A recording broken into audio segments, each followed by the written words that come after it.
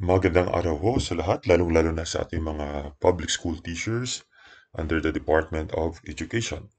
Ngayong araw ho, no, I'm sorry, yesterday, December 20, 2024, naglabas ang Department of Education ng DepEd Order Number 20, Series of 2024 tungkol sa guidelines on the recruitment, selection, and appointment to higher teaching positions. Ito ho yung mga qualification standards for teacher 2 to 6. So tingnan ho natin ang kabuuan ng department order na to para mas maintindihan ng ating mga kaguruan dahil bago ho ito na inilabas ng Department of Education.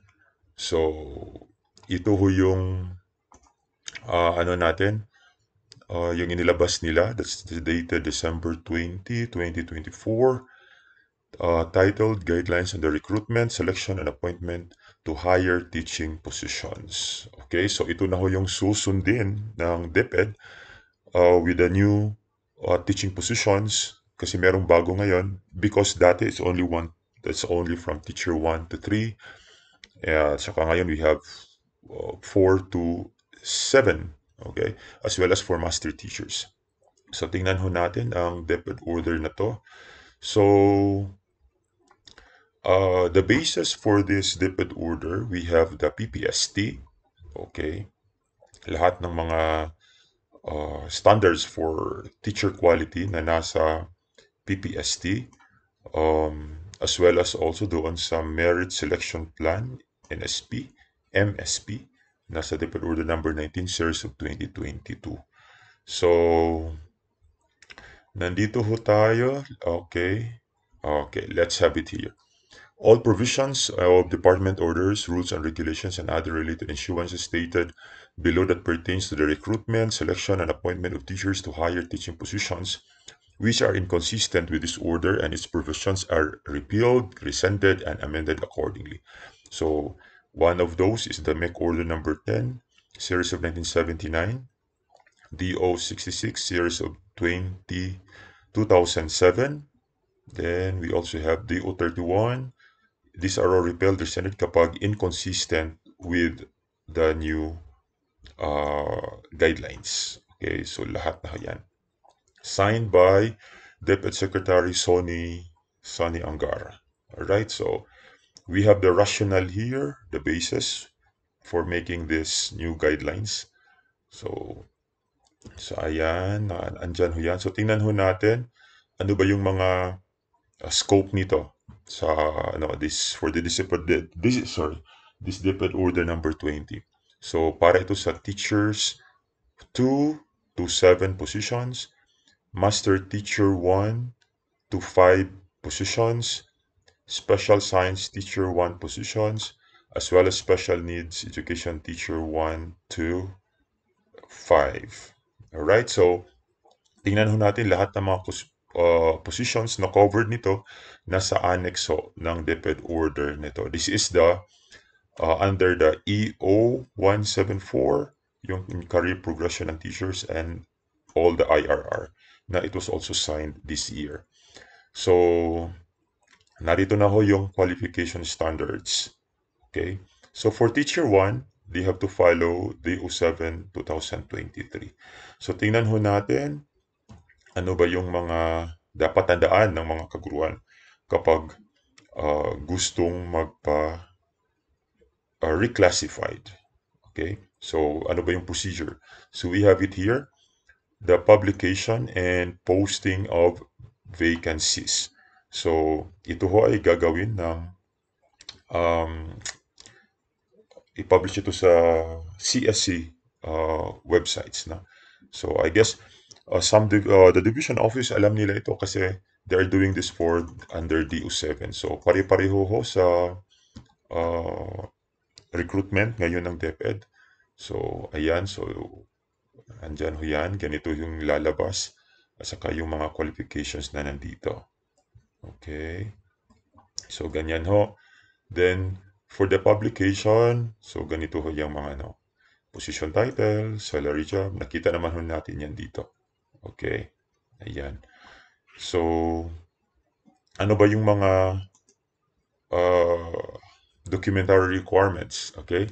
So, lahat ng mga all interested applicants to vacant positions, kapag meron na na-publish yung SDO, ito ho yung mga dapat nandyan sa mga papers. Number one, A. Letter of intent addressed to SDS containing the following information: statement of purpose of expression of interest, as well as the learning area, subject group they intend to teach. So that's letter A.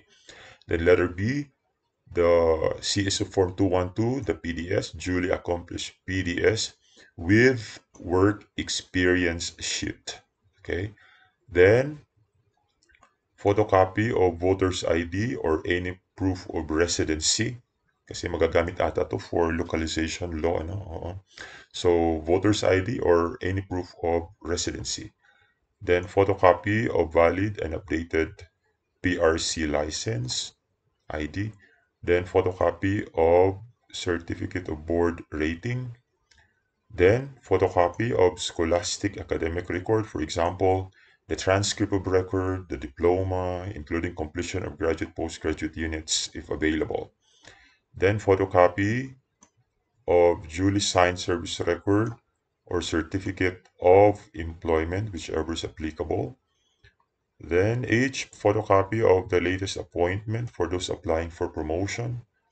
Then photocopy of certificates of relevant specialized trainings or professional development programs, if any. Then photocopy of valid technical TESDA in situ para sa mga senior high schools or anything na pwede lang magamit for the promotion, or the TMC, the Trainer's Methodology Certificate. Then also photocopy of the required performance rating with at least very satisfactory rating. Okay. Note that the applicant shall submit most 3 performance ratings. So tatlong performance rating ho yan. 3 school year. Ano? Depending on the performance requirements per item. 25, we'll talk about it later of this order. The latest performance rating shall cover 1 year complete performance rating period in the current position.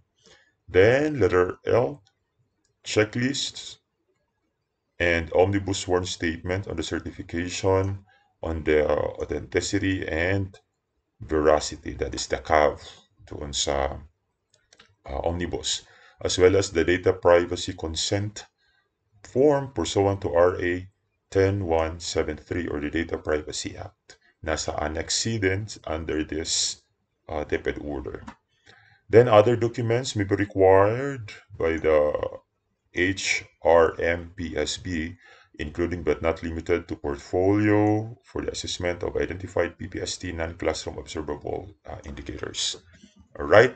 So yun ho ang mga documentary requirements na dapat isubmit doon sa Schools Division Office kapag meron na na-publish na mga vacancy. Alright? Next, what are some reminders here? So, let's have item 20. Individuals who fail to submit complete mandatory requirements under here, dito sa 19, on the set deadline indicate the official memorandum shall not be included in the pool. So, dapat makasubmit ka within the given time. Kasi kapag hindi ka aabot doon sa deadline, you will be excluded na.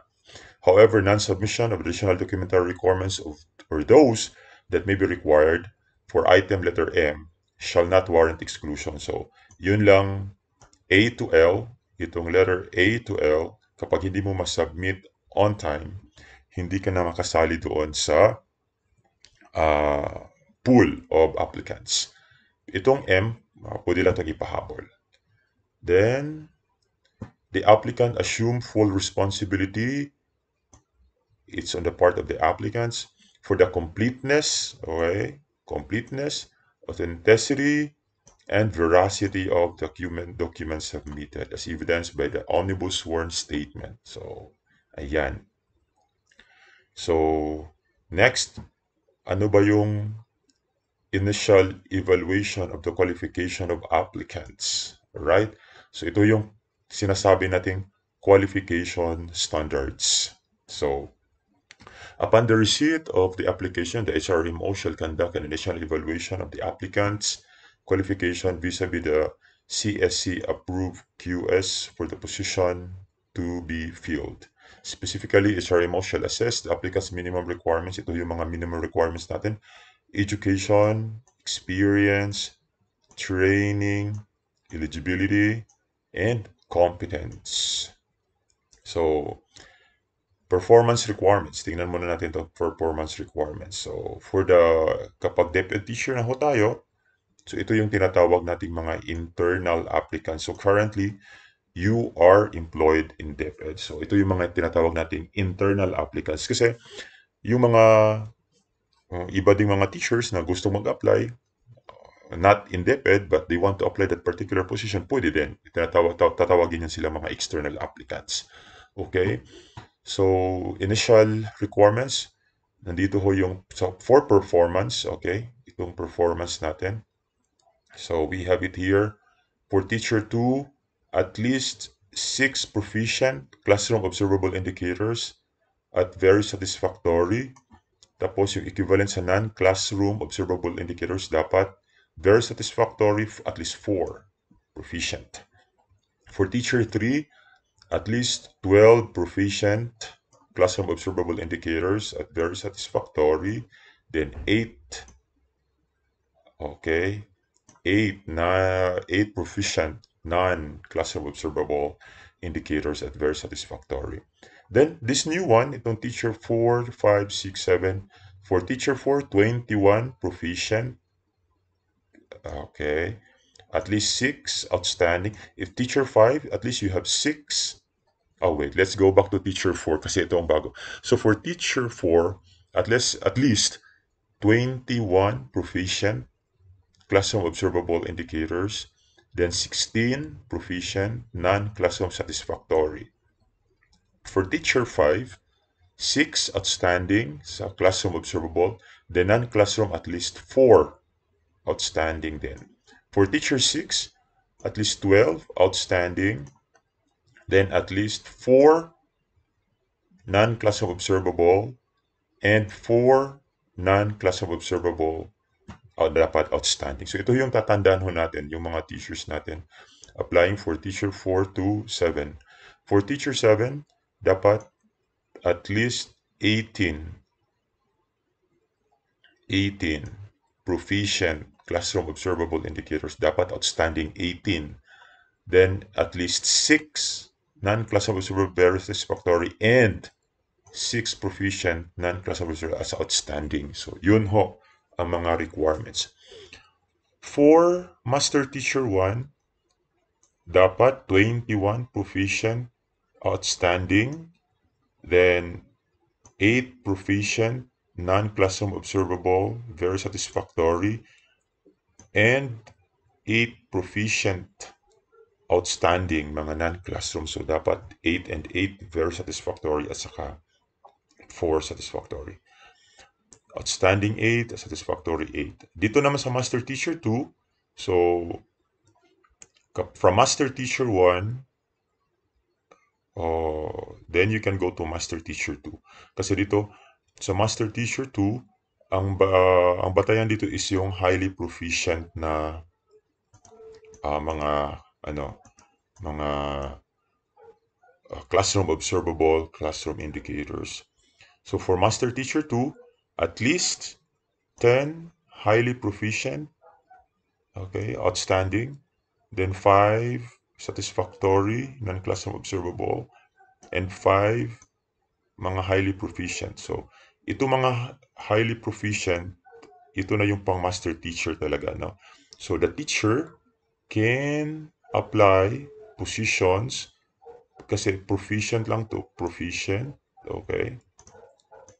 So dito yung mga teachers natin today. So yung mga current master teachers can go up here, while yung mga teachers natin, kasi proficient yan, they can apply until here, master teacher 1. Kasi yun ang kanilang stage. Okay? So then up to master teacher 3, 21. Okay. Then master teacher 4, at least 10 distinguished. Okay. classroom observable at outstanding, then 21 for master teacher 5. So tingnan nyo yan, nasa page 9 ho yan, under this depth order. Okay? So again, the computation doon lahat is just like in DO7 for teacher 1. So tingnan ho natin dito. Illustrative example. So halimbawa, of course, data assessment, ganon, vacant position, example, master teacher 1. Performance requirements. So dapat, ito yung requirements for master teacher 1 kung titingnan natin dito. Okay? So, dapat 21 proficient classroom observable indicators, dapat outstanding. Then 8 non-classroom observable at VS. Then 8 then proficient non-observable classroom indicators as outstanding. So, number of performance ratings not required. So, that is tatlong IPCR. So, from 2024, 2023, then 2022 to 2020, showing the 37 PPST indicators. So, yun ho ang kailangan. Then, how about that's for master teacher 1. For teacher 3, for example, ano ba yung, kung titingnan natin dito, teacher 3. Okay, nandito yan. At least 12, okay, then at least 8 proficient non-classroom observable indicators. So, titingnan ho natin. So, teacher 3, so at least 12 proficient classroom observable indicators at VS. Then, at least yan ha, 8 proficient non-classroom observable at VS din. Ano ba yung mga requirements? IPCRF from school year 2024 to 2025, 6 proficient classroom observable indicators at VS, then 5 proficient non-classroom observable indicators at VS. So yun ho ang required. Then,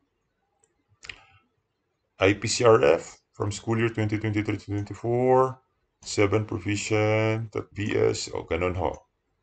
Okay? So yun ho ang illustrative example natin for Master Teacher 1 at saka Master Teacher at saka Teacher 3. Kung titingnan natin dito. So babalik ho tayo dito dyan for performance. Okay?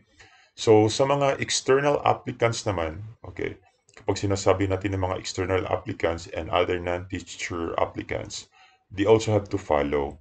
Meron din QS pa din tayo. So for teacher 2, at least VS in the latest rating period covering one cycle, complete the performance cycle. Then for teacher 3, at least VS in the last 2 immediate preceding rating. And then for teacher 4 to 7, at least 3. So meron din yung mga corresponding na mga performance requirements. Okay? So the same with DO7 doon sa teacher 1, magkaroon din ng qualified or DQ sa lahat ng mga applicants. So almost the same yung process ng DO7 with this new hiring guidelines. So for teaching positions, the same pa din. So nandito ho yung mga ang chairperson is the ASDS. Okay. Then yung members, yung CID, chief ng CID, chief of the Curriculum Implementation Division, school head where the vacancy exists, administrative officer 5, then administrative officer 4, then representative of the accredited employee union association belonging to the teaching group. Then the secretariat, we have it there. Okay. So, ano ba yung gagawin nila? The same pa din. Okay, ito yung para sa comparative assessment. Convene the applicants. Okay. Convene the applicants in a group to witness the paper evaluation. So, yun ang kanilang gagawin. Okay.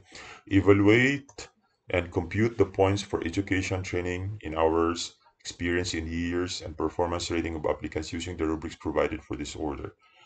Then C, so pare-pareho din doon sa teacher 1 na that's going on right now. So, titingnan ho natin dito yung mga criteria and point system for comparative assessment.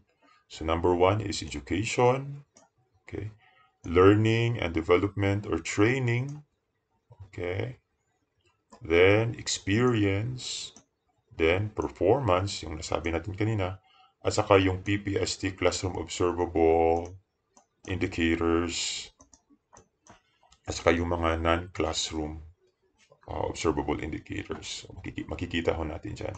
So, narito ang point,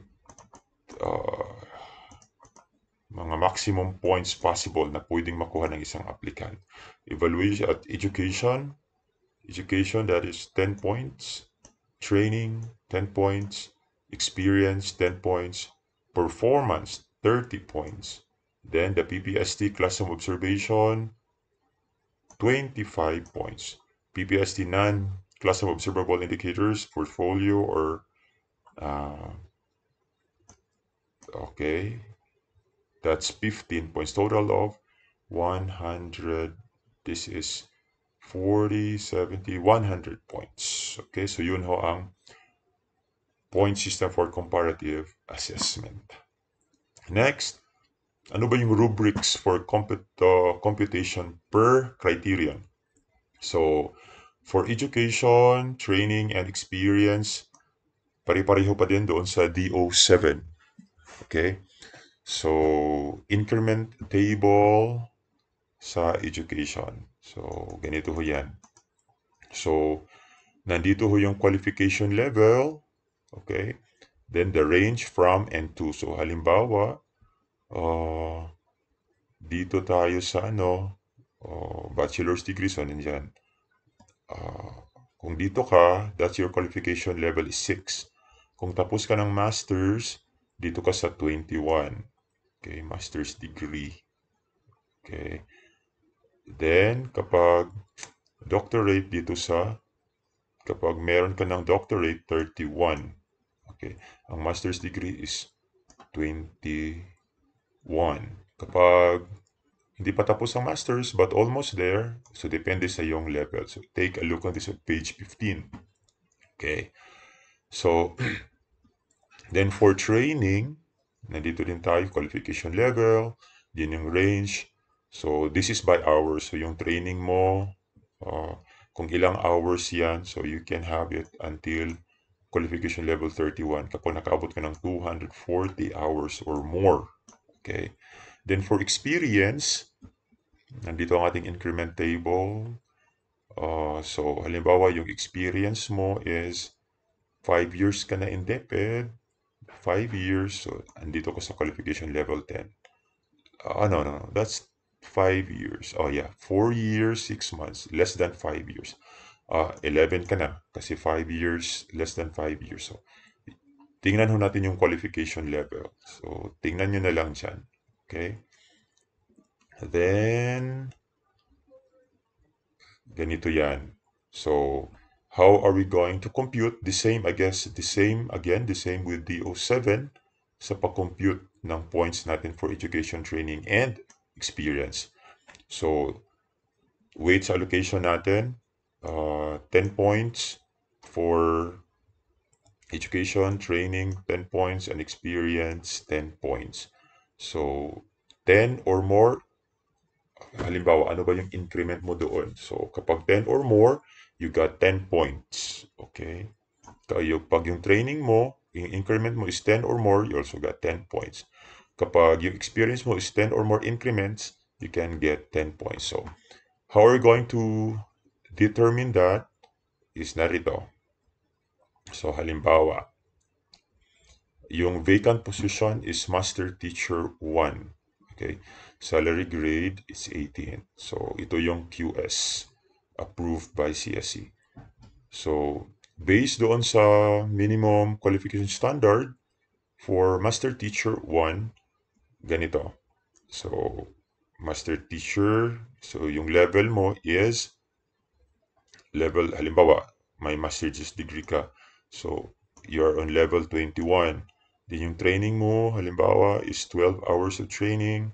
So, nasa level 2. Then, yung experience mo 4 years, nandiyan ka sa level 9. So, tingnan mo lang yung table na pinag-usapan natin dito. Nasa page 16, yan, at saka ito ay nasa page 17.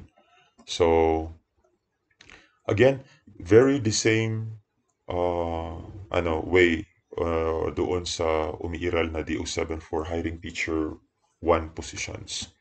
Okay. So, yan ho. Then, computation, kasi ito sa education naman. So, halimbawa, again, yung kanina ha. So, halimbawa, itong actual na applicant na to for sa kanyang education ay yung actual education qualification niya. So halimbawa, using table kanina sa 2.A, yung corresponding level, di ba may qualification level doon. So halimbawa, at least meron siyang 12 units for doctoral, nasa level 25 siya. Now, the number of increments for applicants' age education qualification shall be computed by subtracting the minimum QS for level. So, the minimum QS is level 21. Kung titingnan natin dito, level 21. Okay? So halimbawa, so applicant's qualification level, so then that's the increment. So halimbawa, kasi meron siyang doctorate doctoral units.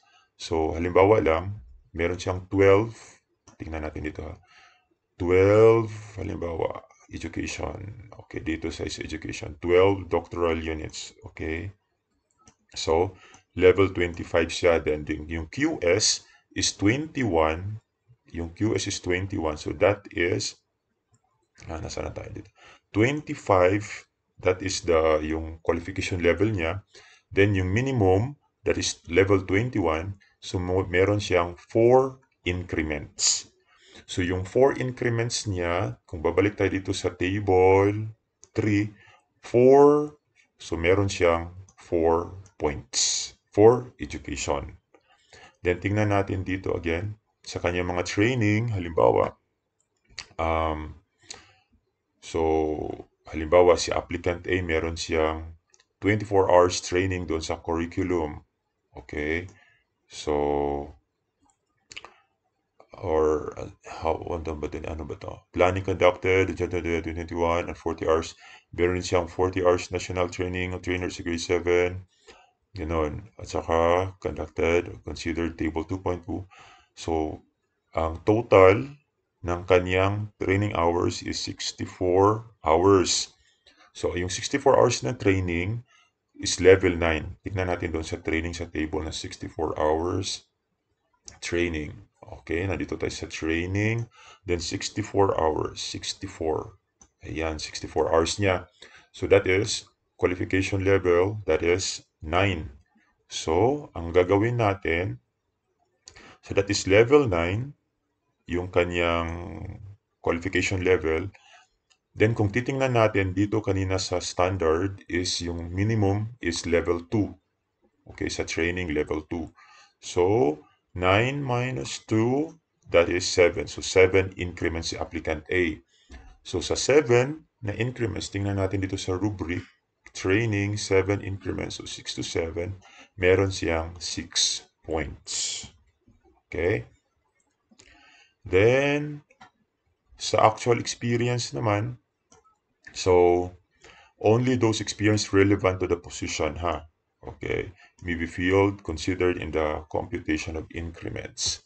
So, halimbawa, si applicant A, yung relevant experience niya is from June 16, 2016 hanggang present, that's 5 years. So, kung titingnan natin, may 5 years experience na siya. So, kung titingnan natin doon sa table 2.C, yung kanyang level is 11. Tingnan natin ha. So, 5 years ang kanyang experience. So, dito tayo sa experience. Then, 5 years siya. So, that is 11. Okay?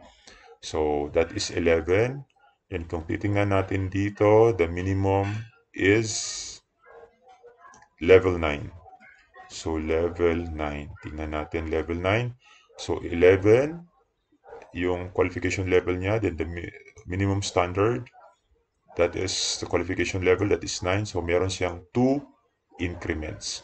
So kung titingnan natin din sa education, yung 2 increments niya, 2 to 3 increments, meron siya sa education, meron siyang 2 points. So ganon yung pag-compute ng education, training, at saka experience. So after computing the number of increments doon sa minimum baseline na qualification standard requirements, ganito ang mangyayari. Okay, so ganito ang ano niya. For applicant A, so master's degree, 12 hours of training, ito yung qualification standard na 12 years training, 4 years relevant understanding in education. So ito na yung sa applicant na. Ito yung qualification standards for master teachers, master teacher 1. Then ito yung qualification ni applicant. Meron siyang 12 units to doctorate. Meron siyang 24 hours na training at saka yung isa, 40 hours. Then yung experience niya is 5 years. Diba? 2016 to present. Oh, ano ba yan? 5 years ba siya? Okay. Then yung education na 4 increments. Parang summary na to kanina. Then 7 increments. Then 2 increments din siya. So total niya for experience training, education training and experience, that is 12 points yung total ng kanyang nakuha na initial. Okay? Meeting the minimum. Okay, if you've got question, just review the previous pages from 16 to 18. No? Andyan yung lahat yan. So, meeting the minimum baseline qualification standard requirements for ETEs shall be given 0 points. So, kapag ano lang, just the minimum lang yung nakuha mo, so hindi ka pa more than that, so 0 points talaga. Okay? The following general guidelines shall be observed in giving corresponding points relevant to education, training, and experience qualification. So, doon sa mga in charge sa human resource, so ito din ang kailangan nilang tandaan. Number 1, education units or degrees in multiple different majors may be given corresponding points on cumulative basis, provided that the units or the degree earned relevant. So dapat yung degree is relevant to the position applied for, provided further that the subject completed are not duplicated. So cumulative siya, no? So dito sa isang major iba dito, so pwede siyang cumulative siya, pwede siya mabigyan ng points basta connected doon sa teaching position. Then, relevant training hours earned from digital, virtual, online learning may be considered subject to the conditions prescribed. So, yung mga virtual, online, okay yun, subject to the prescribed by the CEC Memorandum Circular number 3, series of 2021, doon sa digital online learning in the public sector. TESDA, National Certificate 2, INSI2, and Trainers Methodology TM certificate may be considered for non-PVL applicants, provided that the skills acquired in the training relevant, again, dapat ang mga training relevant to work, duties, and responsibilities of teachers. For TVL, relevant training hours may be included those earned on the top of the TESDA NC2 or TM certificates may be required by the qualification standard. Then relevant experience gained from part-time work, okay, pwede, at least 4 hours per day na relevant experience, part-time work, pwede, provided that the appropriate certificate of employment is submitted. So, pwede ho yan. So, next, relevant experience gained from abroad or outside the Philippines may also be considered. Okay? As long as mag-submit ng certificate of employment with proper authentication of foreign documents. So, pwede din ho yan kapag nagturo tayo doon sa labas ng bansa. Okay? Then,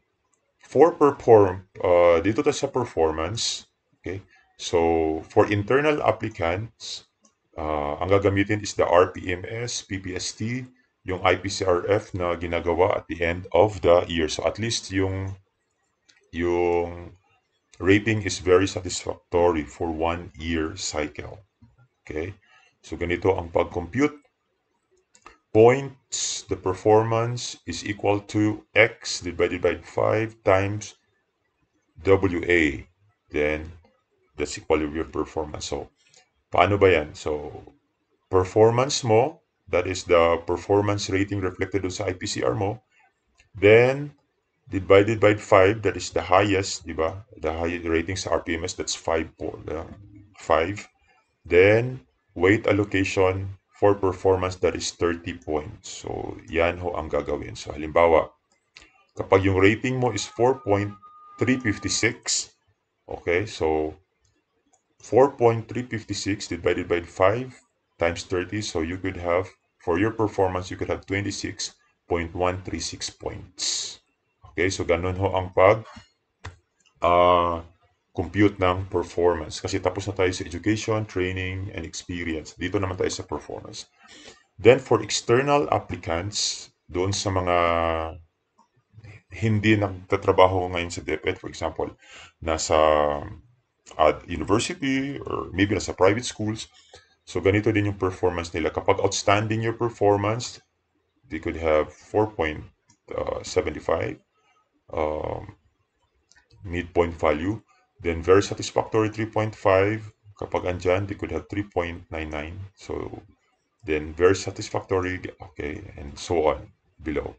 So ganun din ang mangyayari, times divided by ganon, then times ganon din ang kanilang performance.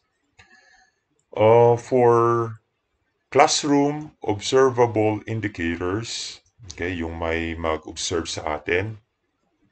So classroom observable rubric levels 2. So ito yung levels 2 to 6 beginning towards proficient shall be used in assessing applicants for the following position. So yung beginning towards proficient, gamitin yan for teacher 2 to 3 or the special science teacher 1. Then the rubric, COT rubric 3 to 7, 3 to 7, that is for proficient. Tingnan nyo ho yung, yung PPST. Rubrics 3 to 7 for proficient shall be used in assessing applicants for the positions of teacher 4 to 7, as well as the SNET 1 to 4. Then, COT rubrics 4 to 8, that's highly proficient, shall be used in assessing applicants for the following position: Master Teachers 1 and 2, then SNET 5. Then for COT rubrics levels 5 to 9, distinguished, shall be used in assessing applicants for Master's Teachers 3, 4, and 5. So, tingnan natin yung PPST, Classroom Observable Indicators. Narito yan. Okay, so ito. So, career stage 1 to 2. So, yan ho ang mga Classroom Observable Indicators. Basahin nyo yan doon sa PPST. Okay? Itong mga COT na to, COI. Okay? Then, that's for career stage 2, career stage 3. So, ganyan yan. So, for teacher 4, dito na yan. Tingnan nyo lang yan doon. Okay. 1, 2, 3, 4, 5. So, pwede nyo yung tingnan doon sa PPST. For MT, tingnan nyo din dito. Okay. Then, the classroom observable tools and forms. The following assessment tools and forms are designated to facilitate application demonstration of classroom observable indicators. These forms can be accessed through this link. So, meron hong link ko tayo for the observable classroom tools. So, tingnan ho niyo mamaya. Meron yung COD, ano pa yan, observable notes, rating sheet, then enter observer agreement form. Okay, pero ginagamit na yan. Then, so ano na yan? So ano ba yung mga dapat gawin? So general guidelines, tingnan natin. The designation of subcommittee or committees for the conduct of classroom observation shall take into consideration their understanding and knowledge of PPST, classroom observable indicators, the recruitment and selection process, the specific protocols of the conduct of classroom observation. They shall be comprised trained COD officers, observers with expertise on the learning area or subject specialization being observed. Example, master teacher in higher ranks than the position to be filled. Okay, so halimbawa, head teachers, school heads, schools, district supervisors, education program specialists, and supervisors. There shall be 2 to 3 observers who will conduct the classroom observation. Observers must not be related. So again, observers must not be related to the applicant within the 3rd degree of consanguinity or affinity. So, yan, mga observers dapat not related to the applicant. Then classroom observation shall be done in an actual classroom setting with learners. So, tandaan nyo yan. Dapat actual classroom teaching. Then in the event when an in-person or face-to-face conduct of the classroom observation is not feasible, the conduct of an online observation may be allowed provided that the classroom observation protocols are observed. So, pwede din kapag di pwede. Then pre-observation.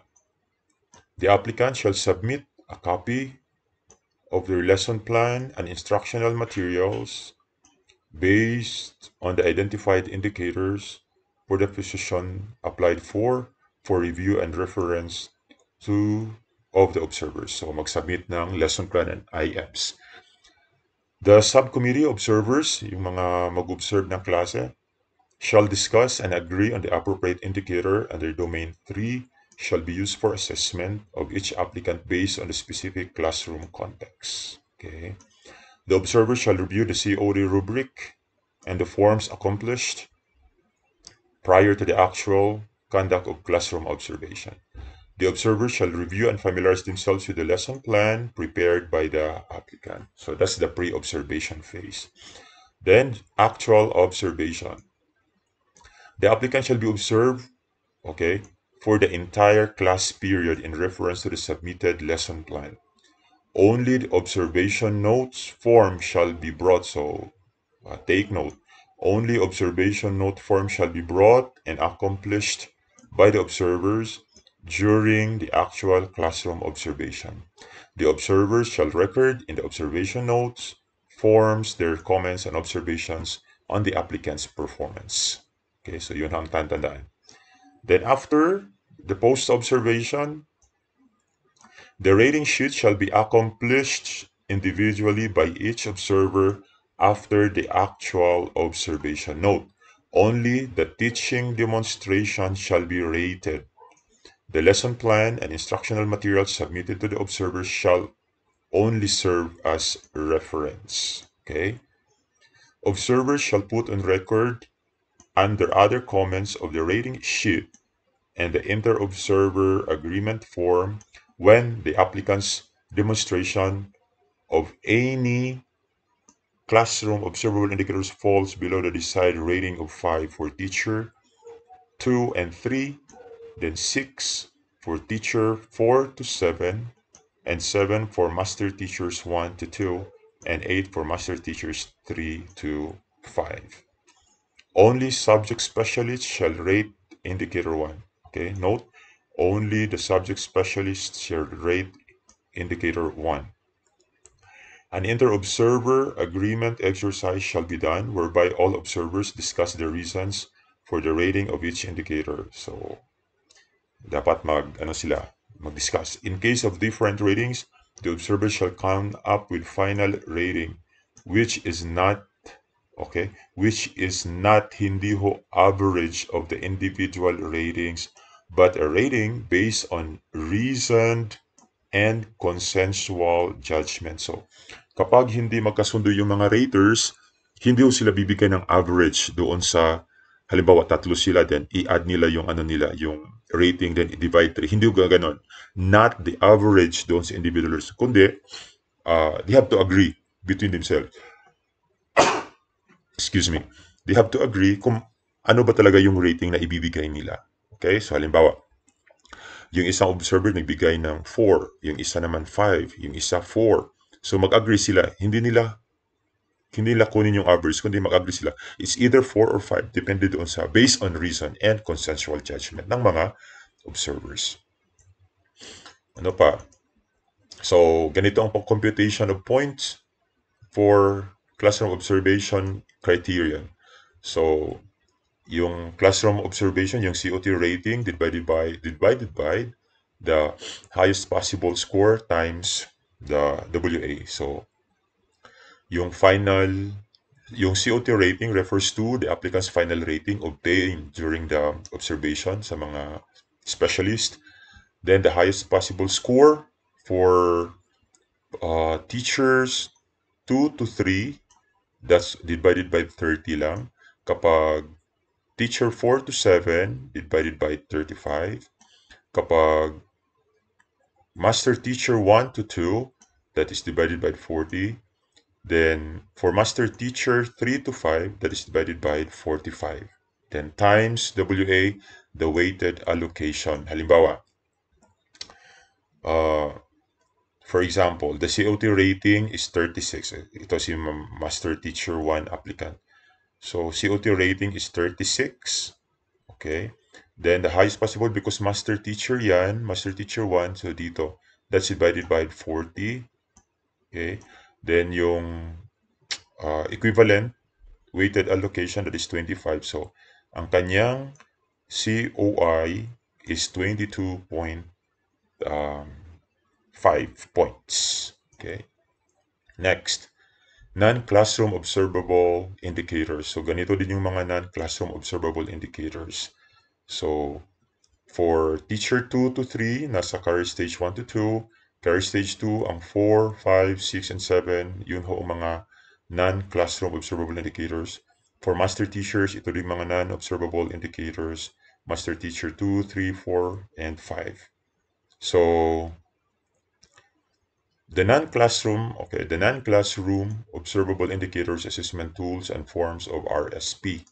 So, this one, by the way, itong mga non-classroom observable indicators, it can be done to be assessed in the interview na. Okay, itong mga non-classroom observable indicators. Ito namang merong isang asterisk, it can be assessed in portfolio annotation. Okay, so for master teachers, merong mga ganon. So portfolio annotations, mag-exhibit, okay, gagawa ka ng exhibit. Then the rubrics for demonstration, portfolio annotation. So andyan din yan sa mga annex dito in the same DepEd order. So paano ba yung administering ng non-classroom observable indicators? Okay, so ganito yung guidelines, general guidelines. So the same, the designation of subcommittee for the assessment of non-classroom observable indicators shall take into consideration their understanding of the PPST non-classroom observable indicators, the specific tools, and for the performance assessment forms. Okay. Then, ilang assessors ba? There shall be 2 to 3 assessors for the non-classroom observable indicators. Then, applicants shall accomplish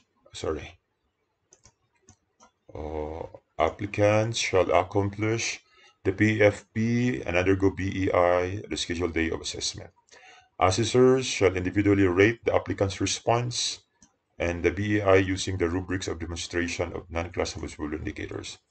Then again, the inter-assessor agreement shall be done whereby all assessors discuss the reasons of the rating. Again, not an average, but a rating based on the reason and consensual judgment. Hindi mo mag-average kapag hindi magkatugma yung rating ng mga assessors, hindi average ang kunin kundi a rating na reason and consensual judgment. So, for portfolio assessment, so yung human resource shall identify designated location, preferably a room, for the applicants to accomplish the PFP. A proctor shall be assigned to discuss the instruction and oversee the process. Then the PFP shall be accomplished on the spot. Okay? So, on the spot ang pag-accomplish. The submitted portfolio containing the applicant's MOB shall be the basis of their annotations. The corresponding non-classroom observable indicators of the applicant's percent career shall be used. Okay. So the applicant shall be given at most 2 hours to accomplish and complete the set of the PFP.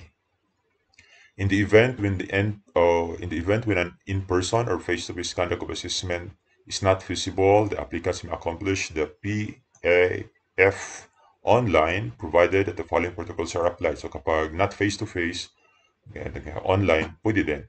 Applicant shall be scheduled online platform. Applicant shall be required to keep video or camera turned on at all times to allow the proctor monitor the accomplishment. So, ganon. Kapag online yung paggawa ng accomplish ng PAF. Then, after that, interview. The conduct of interview shall follow the procedures and protocols indicated in the RSPI Hand Volume 1 when interviewers crafting their interview questions. The interview shall use to validate applicants' responses in the PAF to further assess the demonstration of the non-classroom observable indicators. It may also be used to collect complete detailed information about the applicants and verify their credentials. Okay, the applicant's potential, characteristics or traits, and the fitness shall be assessed through interviews. The interview shall use the STAR. Okay, I guess those who are in depth familiar with this. Situation, task, action, and results approach to validate whether the key behaviors that are linked to the required competencies have been exhibited by the applicant. The STAR approach draws focus on the actual situation in which the applicant acted, then the task of the applicant faced, then action the applicant took, then the results of those actions. Using the rating sheet for the BEI, assessors shall indicate the rating attained by the applicant for each criteria in the rating column. They shall use the portion other remarks to write down statements support the given rating. So, computation for the points of the non-classroom observable criterion is ganito. Okay, so points for the non-classroom observable indicators, PA score plus the BEI score. So, PA score is equivalent to yung total rating divided by the highest possible rating and times 10. Then yung BEI naman, total rating divided by the high possible rating kasi magkaiba yung teacher 4 to 7, then master teachers magkaiba yung kanilang highest possible rating. So, halimbawa, sa PA, master teacher ito, so yung score niya is 33, that's divided by 40 kasi master teacher. Okay? Then, ito yung points niya times 10. Then, for BEI, halimbawa, yung total score niya is 11, divided by 12 times 5, yan ang kanyang rating. So, in total, 8.25 plus 4. That is, yung kanyang non-classroom observable indicator is 12.83. Alright? So, yun ang kanyang non-classroom observable indicators. On 47, item 47, the HRMPSB may also conduct evaluative assessment as deemed necessary to gather additional information about the applicants in terms and other aspects such as but not limited to potential, character, and fitness. They shall be used to provide additional information and guidance to the appointing officer or authority in selecting possible appointees. The required competencies related to the duties and responsibilities of the position to be filled shall be the basis for the development of evaluative assessment and tools and rubrics. The HRMPSB may employ the expertise of a subject matter expert for this purpose. Other evaluative assessment, however, do not correspond to scores in the card. So, halimbawa, ano ba yung mga pwede? Written examination. A written examination that is standard to all applicants of the same position may be developed and administered to measure applicants' knowledge, language proficiency, and ability to present ideas, judgment, and leadership ability. Also, skills and work sample test. Pwede din yun. Pwede din ethics-oriented and personality development test or CSC promotional tests. So, kapag Tapos na, will have the comparative assessment results. So, pagkatapos noon, the HRMPSB shall prepare and submit to the appointing authority a duly signed comparative assessment result, that is the CAR, within the 7 calendar days after all the applicants have been assessed. The CAR shall contain only the candidates for appointment who meet the cut-off score of 50 points. Okay, so magkano ba yung cut-off points natin? 50 points. Based on the total scores obtained from the evaluative assessment, highlighting the top 5 ranking candidates. For multiple vacancies for the same position, the HRPMD shall determine the highlight total number of top-ranking candidates in the CAR, computed by multiplying the number of vacant plantilla items by factor of 5. So total number of top-ranking candidates then equals to the total number of vacant items times 5. So, ganun ho ang ano natin ha. So, 50 points yung cut-off score nga para you will meet the appoint to be appointed. Okay? So, the required meron din tayo dito. Okay? So, let's have it here. Separate cards shall be prepared and submitted by the HRMPSB for the following. So, iba-iba yan. K to 6, junior high school, senior high school, DOS Scholar graduates, at saka special needs education na mga applicants. So, the HRMPSB shall indicate in the remarks column all other relevant information about the individual's applicant to guide the appointing officer or authority in the selection of possible appointees. Specific information may be supplied in the remarks column, okay, included but not limited to HRPM note, job fitness, and character, okay. The required competencies for effective delivery of the relevant content in the appropriate, excuse me, in the appropriate stages and relevant subject learning area specialization shall be the primary consideration in the appointment. Thus, the remarks column in the CAR shall be contained the teacher applicant's information and qualification on the following. A.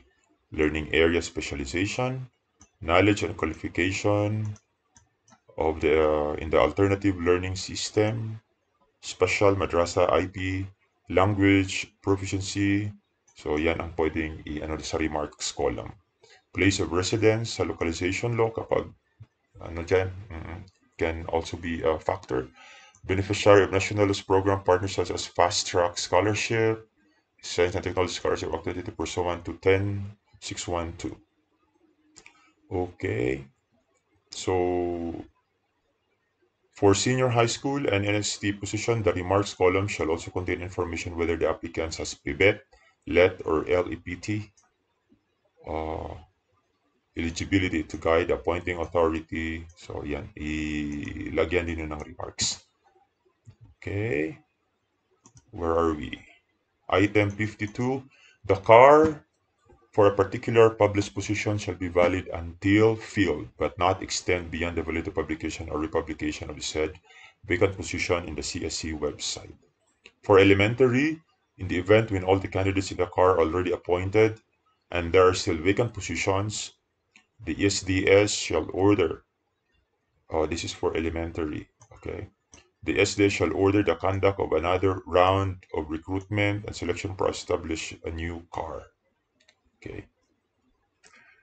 Next, for junior high school and senior high school, in the event that all the candidates in the CAR possess the needed subject learning area specialization are already appointed and there are still vacant positions of the said subject learning area, the HRPSB shall commence another round of recruitment and selection to establish a new CAR for the specific learning area. Okay? So, pwede hong another round ulit. Okay. So, what item are we? So, there. So, copy of the CAR, in which candidates are listed using the application codes. So, shall be posted at least in 3 conspicuous places in DepEd offices schools concerned for the period of these 10 calendar days of us posting. Okay, so how about the appointment? The appointment officer authority shall be guided by the report of the HRPMBC CAR and the exercise of sound discretion and select insofar as practicable the candidate deemed most qualified for appointment. The appointment officer may select the candidates in the CAR who are ranked below the top 5 or top ranking candidates as may be determined in item 49 when the appointment falls the purview of the exemptions enumerated below. So let's go back to item 49. Okay. So yung top ano. So within the purview of the exemptions, okay? Example, merit and fitness provided by the 1970 Philippine Constitution. So learning area specialization, appointment may be valid when the candidates belonging to the top 5 ranking do not possess the necessary learning specialty required by the position. So pwede. Or the candidates belonging to the top 5 ranking candidates who possess the necessary linear skill required by the position to be filled has already been appointed or thereby vacant positions to be filled. So pwede din. Then PBET, LET, or LEPT shall be given to applicants who are priority shall be given to applicants who are LEPT eligible pursuant to Section 8 of RA 10-533 in accordance with the CSC ORAHARA, ORA, the hiring of teachers in the elementary or secondary on provisional status may be allowed only in the absence of applicants who possess the appropriate eligibility who is available and willing to accept appointment certified by the STS. Next, teaching experience in senior high school. Teacher applicants currently teaching in any senior high school shall be given priority, okay, in the appointment of senior high school positions before all other applicants can be appointed. So priority yung mga nagtuturo na right now.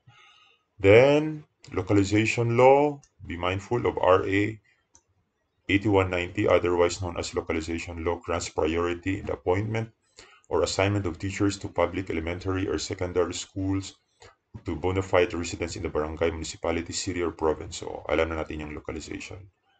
Okay. Then other laws or provision of the law, national policy, or agreement entered by DepEd with other government agencies or non-governmental institutions, which grant priority in the appointment. Okay. So only when deemed necessary, the appointing authority may request the background investigation. So only when deemed necessary that the appointing authority may request for background investigation of selected candidates to be conducted by HRMO or other personnel selected by HRMO. It may be conducted to verify applicants' credentials, behaviors, or previous performance, if any, by contacting applicants' identified reference persons in their school attended or previous current workplace.